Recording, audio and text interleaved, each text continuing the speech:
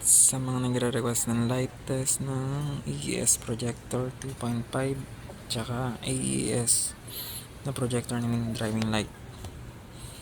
So pag inon, yan yung DRL, hindi siya nakakasilaw. Tapos may tatlong kulay, yellow, white, and warm.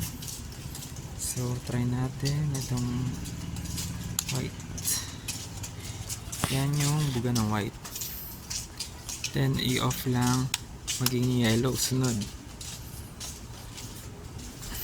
And then pangatlo is yung warm. Yan, medyo yellowish. Then ito yung high ng white, high ng yellow,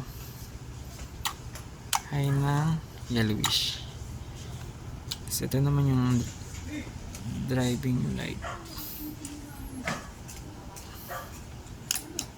Yan yung low, yan yung high. Then pag in-off mo, two color din pala, white and yellow, magiging yellow. Then yan yung high driving light, yan. Then pag sabay sila, yan. Try naman sa yellow, sabay ng driving light. Yan.